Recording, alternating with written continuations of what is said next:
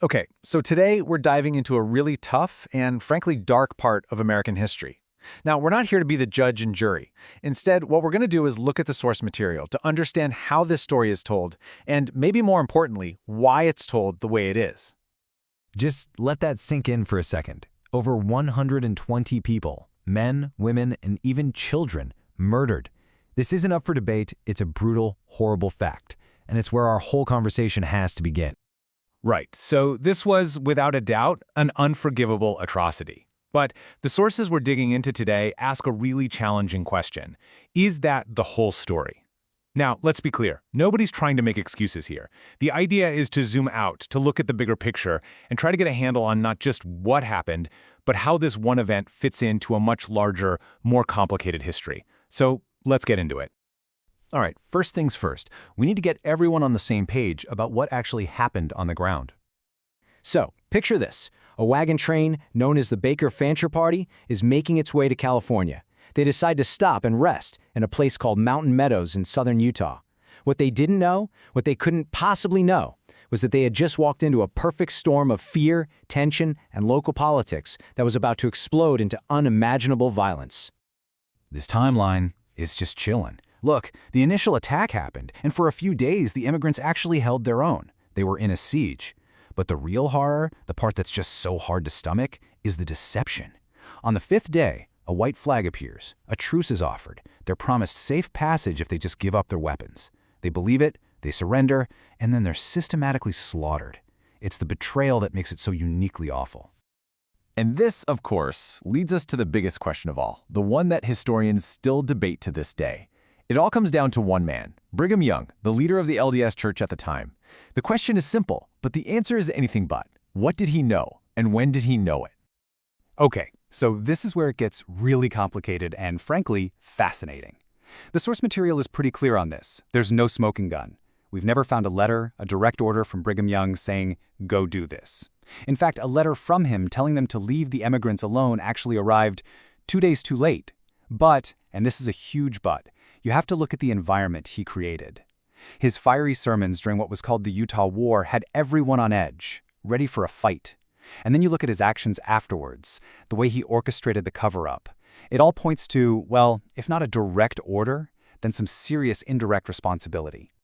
And then there's this guy, John D. Lee. He was right there in the thick of it, one of the main leaders on the ground. And get this, he was the only person ever executed for the massacre.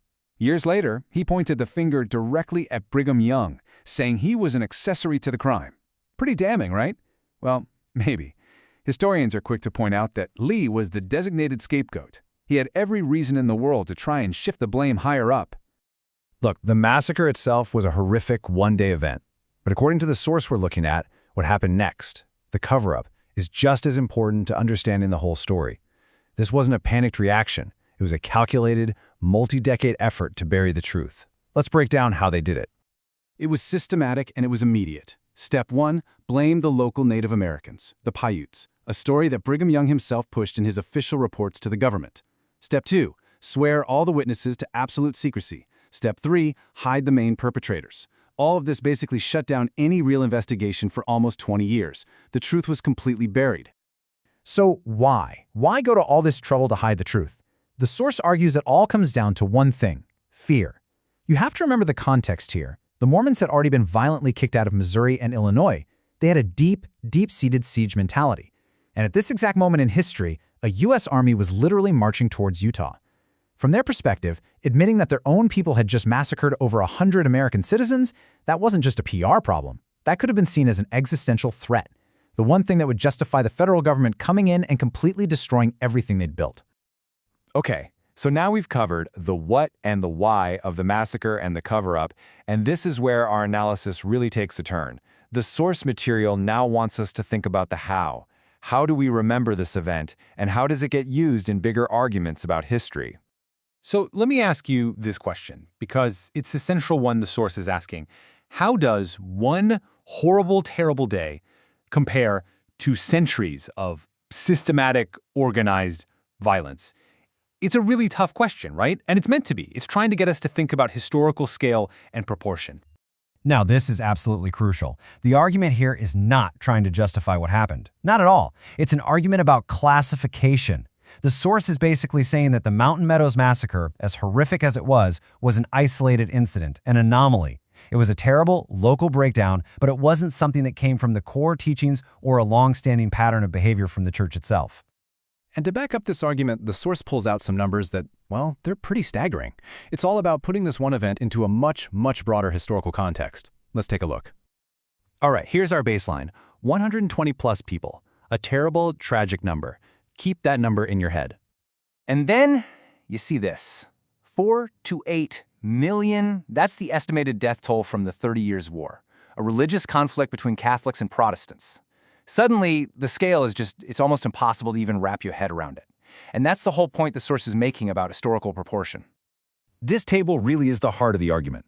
It's not just about the body count. Look at the other columns. Duration, institutional involvement.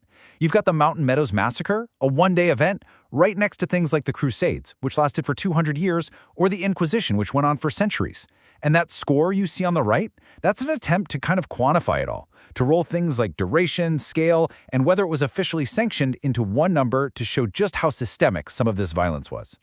So after looking at all that, what's the big takeaway? Let's get to the final analysis. And here it is, boiled down. On one side, you have the Mountain Meadows Massacre. Local, isolated, born out of a moment of intense fear, and eventually condemned by the very church whose members committed it. On the other side, you have these other historical atrocities, often state-sponsored, systemic, lasting for generations, and, this is key, often explicitly justified by religious doctrine and carried out by the top leadership. And this really brings us to the final thought from the source material, summed up in this one quote. The idea is, if you judge any religion by its absolute worst moment, well, you're not going to find a single one that comes out looking good. It suggests that focusing only on this one event without that broader context kind of warps our view of history. And so, we're left with this, a really powerful and honestly uncomfortable question. We've talked a lot about context, about fear, about historical perspective, and all of that is essential for understanding. But where do you draw the line? Where does explanation start to sound like an excuse? At what point does adding context risk watering down the sheer horror of what happened to those 120 people? That's not a question with an easy answer, and it's something we all have to grapple with when we look at history's darkest moments.